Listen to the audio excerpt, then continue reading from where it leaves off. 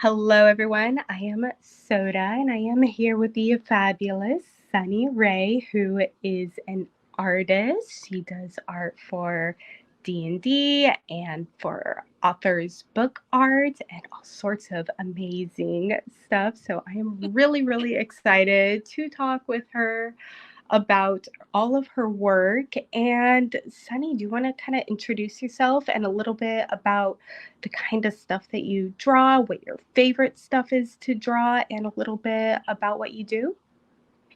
Sure. Hi, I'm Sunny Rae, and I have been doing digital art for about 3 years now. And before that, I did, traditional painting, colored pencils, markers, and stuff. I've got 2 kids. I've been married for 8 years, and I do this when I'm not full-time momming.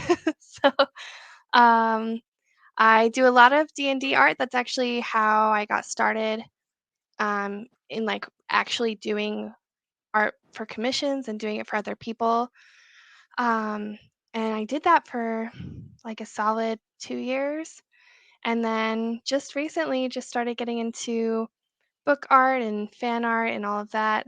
Um, before now, I've done a couple, like, book covers on and off, but it's never been anything consistent until now, and as far as favorites, I feel like the book art is probably my favorite. I'm a huge reader.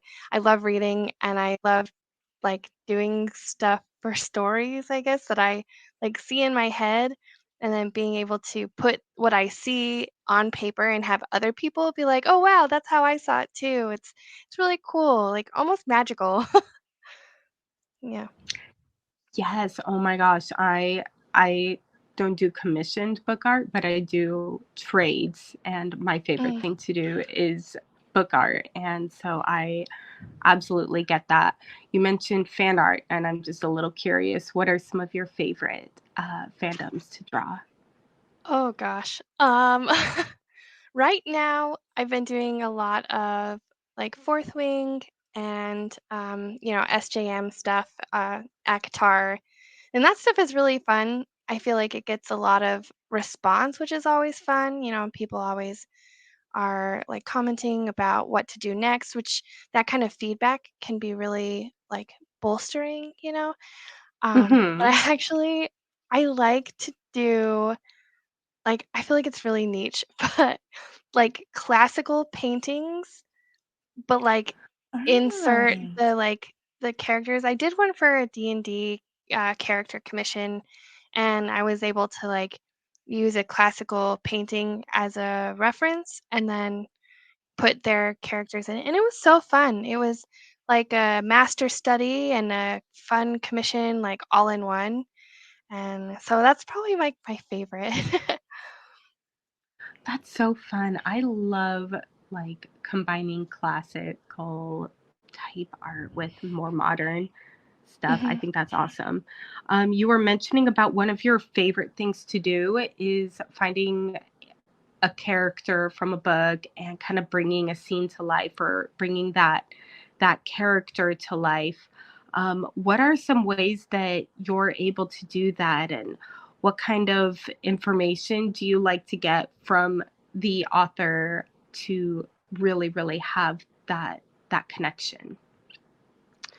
Um, to really have the connection, I actually really like to read the whole book.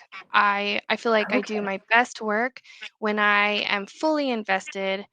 And so yeah, I think that's when I do my best.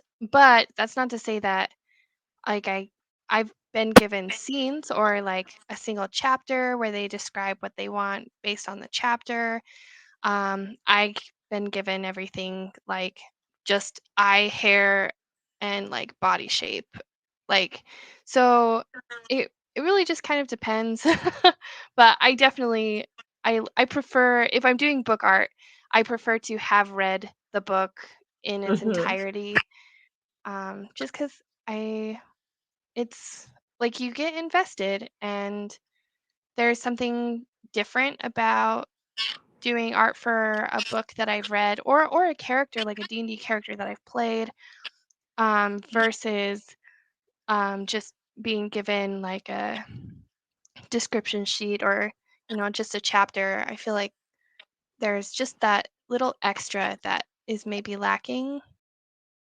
I'm not the best at reading all the way through, but when I do, I definitely feel more connected with the characters. So that Yeah. makes a lot of sense. And so it's like when people are commissioning you, it's like they're also having to commission you to kind of read your book, right? You don't want to. Yes. And have you ever had to do art for something that you weren't completely invested in, that you didn't want to read the book for? Or do you only do art for books that you would actually want to read? I have been commissioned for art that it just wasn't really my style of book. And that's not to say it wasn't a good book. It was really like I'm sure other people would have really enjoyed it, but it just wasn't my cup of tea. And Hmm. it like it I don't know how it worked. I was still able to see the characters and to see the whole scene, and when they said what they wanted, like I was able to fully like imagine it. And so I feel like that was there, but I definitely declined reading the rest of the books in its entirety. And so for those ones where I don't really enjoy reading it just because I have two kids and I have the art and I have all this stuff, like I just don't have that much time. And so if it's not something that I'm actively enjoying reading, which is not super necessary, it's just something I like to do, but if I'm not enjoying it, then I'll just read what is necessary for the commission. Do you like when people send you reference images of the characters, and how much reference do you like to get? So I love getting references, especially for like D&D characters or character art for maybe books that aren't finished yet, or and like something that I can't read and visualize myself. References are always welcomed. Like uh D&D characters is what I most think of when I cuz most book artists that I've worked with, they just give me the book or the chapter or whatever it is, without references, or if there are references, it's like one or two maybe. But with D&D art, like I like to get references for what kind of armor, any like special uh, tokens or signets or um, artifacts that are weird or like that kind of a thing, just so I know exactly what they're after, because there's a lot of variance when someone says, oh, I want full plate armor. It's like, okay, do you want like historical gothic armor, or do you want more fantasy, the big paladin stuff? There's a lot of variation in that. And so with those things and anything anybody has that's a specific, like, I want this, then absolutely a reference is almost necessary.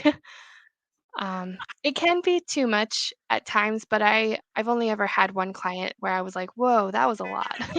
What kind of training have you had to have in order to be able to make art exactly the way that it needs to be? Did you go to school for art? Did you take courses? So I didn't go to any official schooling unless you count a single art class in seventh grade. That was my only art class, and I hated it. She just wanted us to do still lifes all day, and there was very little freedom. And it was funny because at that time I was like, "Ugh, I don't know if I want to be an artist. I don't want to do art if this is what it's like. And so then I just kind of drew by myself for a while, and I wanted to do digital art when it was first kind of becoming more mainstream. I got one of those little like Wacom pads, the little cheap one, and I Yes, yes. yeah, I plugged it in, and it was so hard for me to draw on the tablet while looking at the monitor. That disconnect there was so hard for me. And so then I was like, ugh, I don't want to do this. I'm just gonna stick with painting and whatever fun. And then my husband got me an iPad when my son was itty bitty. He was like 4 or 5 months old, and we had just moved to a new neighborhood. And so I was just kind of home all day. And so he, bought me an iPad and brought it home, and I loved it. Like I downloaded Procreate and I was like, "Oh my gosh, this is everything that I was missing." And so as far as like training, I think it's just practice. Lots and lots of practice. I did recently take a course by Ahmed Al-Douri. He has an online digital painting class. I haven't even finished it, but here's a plug for him. It's awesome. I think it was worth every penny. Um, but that was just this year that I got that. So no, I no official training, just passion and a willing to practice.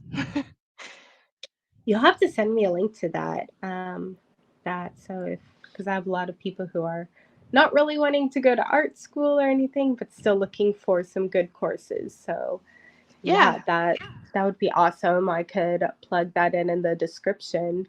Um, I know you mentioned before we started chatting about some like certifications that you were working on or something. Can you explain a little bit about that?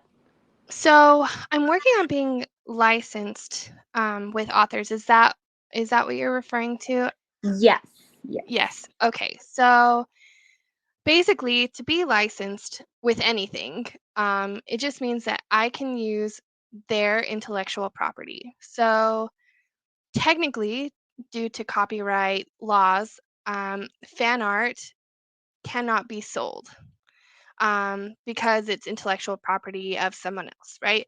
And most people are totally fine with it. And like, there's rarely any issues. I mean, aside from like Disney, who will come after people for but most of the time it's not that big of a deal. But when it comes to commercializing book art, there just has been a push to do things correctly, and to make sure that everyone is getting credited and everyone is getting their due.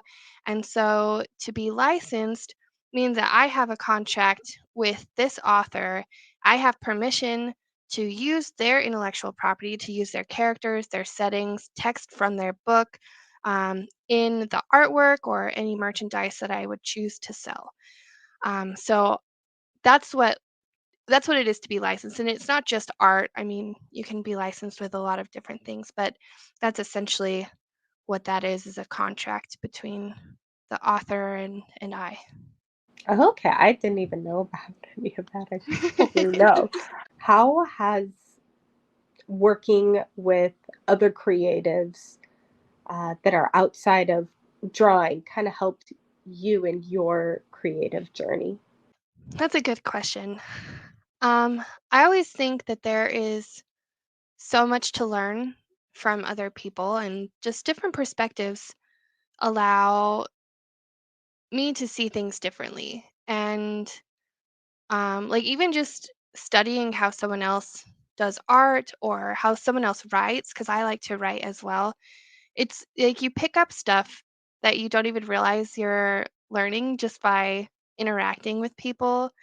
And so I think that by expanding, I don't want to say my presence, that's not the right term, but like my circle, or reaching out, which is, kind of intimidating and a little bit scary sometimes, but pushing and reaching out to other creatives has definitely just kind of broadened my whole horizon.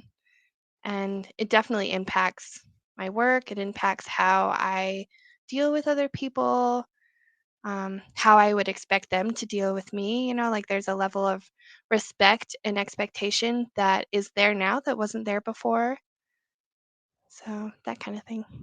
So, you mentioned reaching out to other creatives. What are some ways that you have been able to promote yourself, reach out to other writers, to other people in general? And how did you kind of get over those nerves? Because it is kind of scary to reach out to people. How did you go about doing that? Um, it sounds really silly, but it first started with just posting in a D&D Facebook group, and I was like, "Hey, I really want to get better at doing this art. So I would like to make your characters for free so I can practice." And it blew up. It was mind-boggling, really, and so I had all of these people who were talking to me and reaching out and, wanting to talk about their characters, and because they loved their characters. There's that story that's built, and so hearing that from them, it just kind of inspires a lot of, like, I don't know, feedback, inspiration, I guess. And so after that initial, I want to say like 2 months where it was just kind of crazy. Um, I had some people who suggested that I was not charging enough, because after that I did start to charge, but I didn't feel confident in my skills enough to price myself well. And so there were people who reached out and other artists who reached out and were like, "Hey, you probably deserve to have a little bit better." And believing that is a whole nother story because imposter syndrome is terrible. But it's just kind of doing it anyway, being afraid and doing it anyway, being intimidated and reaching out and trusting that the people you reach out to are not going to be terrible. There's definitely always that fear of people being mean, and people are mean. People are mean on the internet, but that's Yeah. just something we got to deal with in these modern ages. In the caveman age, they had to deal with lions attacking. With here, we gotta deal with trolls attacking. It's It's true. we have different kind of predators nowadays. Um, so yeah, but it sounds like for the most part, people were really kind to you. Oh, yeah. Um, so when it right now, I've noticed a lot of D&D people end up using AI art or just taking art randomly from online for the characters, especially Mhm. their kind of background characters. What are some benefits of hiring an actual illustrator to really capture the character and show every element of that character within the drawing? That's a fantastic question. Um, Putting aside, the whole debate of AI and ethics and all of that, AI art and art you find on the internet is never going to give you exactly what you want. I mean, that's just unless you are basing your character off of an image, in which case, okay. But if you want your character to be created and customized and given all of the little Easter eggs and quirks that you want, like an AI image or an image you find on the internet is never going to give you all of that. And I understand that there's always like a cost issue sometimes comes up. But honestly, most artists that I know um, work with people who are trying to afford to hire them. I don't know of very many who like would I don't know. If someone came to me and was like, "Hey, I can't really afford this right now, but I don't want to use AI," then I would work with them. I think that art should be affordable. I think that everybody should have access to having the things in their mind put on paper or put on a screen. Like I think that is something that is should happen. People should have that. So I think that um yeah, it's an advantage because you can get exactly what you want. And if you don't like the first sketch or the first iteration, then you say, "Hey, I would like to adjust this," and they can do that. I maybe AI in the future will be able to do that. I don't know, but at this current time, it doesn't do that. So, And honestly, like I've hired some just sketch artists who do quick doodles or something, and maybe like $20 or something for mhm. a little sketch. And even in those little sketches that they do, like I've had some of them really be able to capture these characters in a way that, Mhm. might not be fully rendered or anything, but I love when an artist is able to just really really get it, really get it. Um and I know that a lot of artists are feeling really discouraged right now because there are so few that really are able to make a living off of their art, and they feel intimidated by all the beautifully rendered art out there, or the fact that a lot of people are using AI art. What are some ways that they can stay motivated and realize how important this skill is? Not just having a skill, but how it can help you grow as a person in regards to overcoming challenges. Another great question. um, I think that it's important to remember why you started creating in the first place. And if the only reason that you are creating an image is for the finished product, then you're losing it. You're losing the whole purpose. You're losing all of the stuff that comes with it. I mean, for me, art can be meditative. Like if I'm in it, if I'm in the zone and I'm painting, I am like I swear it's meditative. I forget where I am. I'm just in it. And I feel like people who do use AI art, um, they're missing that. They're like the motivator for them, I'm assuming, I could be wrong, but it seems like the majority are just after the finished product and after the likes and the kind of response that they get. And so it's okay to be discouraged. I get discouraged all the time. I think that that's a very natural response when you are put up against something that a lot of people feel is superior. It's not, but unfortunately, the average person doesn't understand and doesn't get it. And it looks great. It looks very photorealistic. And for a lot of people, I think they're brought up thinking that the more realistic a piece looks, the more skilled the author or the artist is, which obviously is not the case. So I think it's important in these times to lean into why you started in the first place and to lean into those moments where it's just you and there's nobody else. You don't have to worry about what you're posting. You don't have to worry about the response. I mean, social media can be so draining sometimes. And I think it's important to remember that the AI people and they will never have that. Not ever, you know? I could partly agree, but I used to be an AI person, but I loved the process, and it was for me. It was all about the process. But most agree. I agree. Most of the people, it is just about the finished product, and even when drawing, whether it's with drawing or with AI, Hmm. which I don't really do anymore. We definitely are so focused on.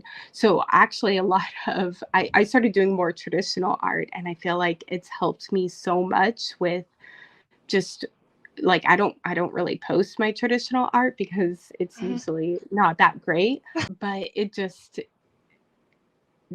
when you are like hands on Hmm. feeling the paint or whatever, like Yeah. there's just something so magical about it that you lose with digital art, especially with prompting with AI art. Yeah. And then with writing too, with there's so many like, oh, just you could write a book with AI, like, and Yeah. you really like lose what the whole point of Yeah. creating is. And so I love that you brought it up. I like to ask all my mommy, my fellow mommy people out there, what are some ways that you balance the mom life Oh and your gosh. creative life? I think the biggest thing for me was realizing that establishing my mental photo library was just as important as sitting down and doing things. So now when I'm with my kids, not only am I, with them doing things, but I'm looking at, okay, my daughter is outside in the sun. Wow, the sun light off her hair. I wonder how I could replicate that.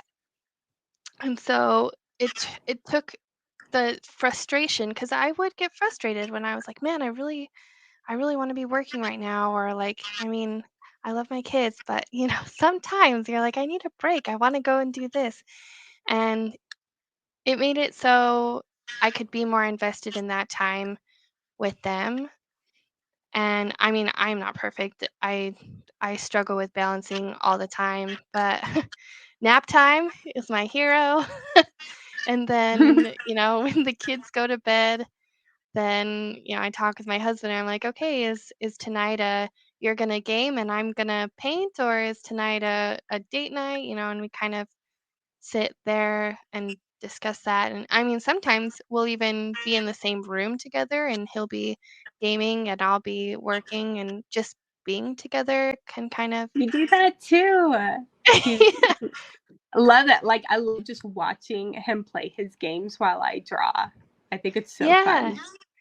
I didn't realize how much it would how bonding it would be to just chill in the same space. I Yeah. always thought that I had to be doing something with my spouse in order to be bonding, but no, we can just chill together and be totally separate and it would be fine. That's so cute. Yes, that's what I try to do too. And I complete because people are like, oh, gaming and just doing your own thing is so isolating. But it could really just be bonding, just doing your own thing next to each other. Mhm. And I also love what you were talking about with when you are seeing your daughter and it gives you inspiration for your art, because I know a lot of my art ideas just come from the I have a 3-year old and her Mhm. expressions are just so extreme, and Yes. I love drawing expressions, and sometimes I'll even use her as a photo reference because I like to do a kind of cartoony Disney-esque Yes. kind of look, and toddlers have that kind of face. They do. um and so, yeah, that's just a lot of my subscribers are moms. So I just wanted to ask that question really quick. And then one last question. What was one of your favorite scenes that you have drawn, and how has it impacted you?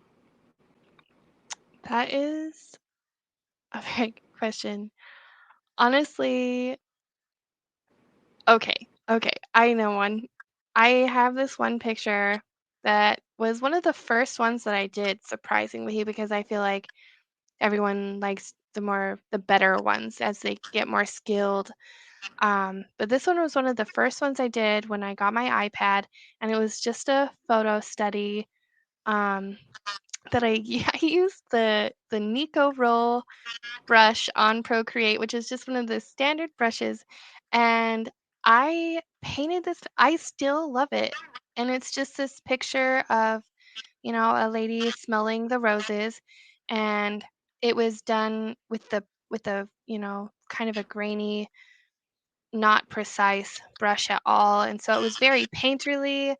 But I loved it. I loved the colors, and like I still want to frame it.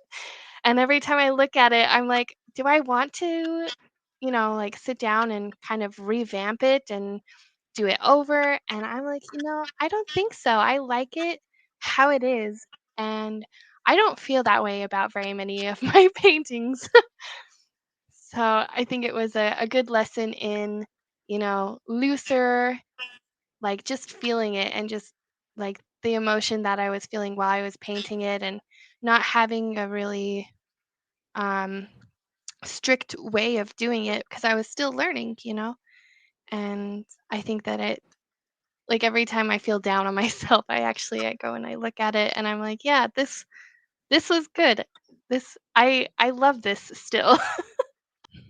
But It's amazing how you can, like, it's just not all about just how technically correct something is mhm, sometimes, or how polished or how perfectly rendered. It's about like what emotion it feels. And that's why mhm, I love seeing characters come to life with personality. And we were talking about AI art earlier, and one of the reasons that I find it so important to actually draw things out is because there's some things that a machine can't capture, that mhm, only someone who's really invested and really putting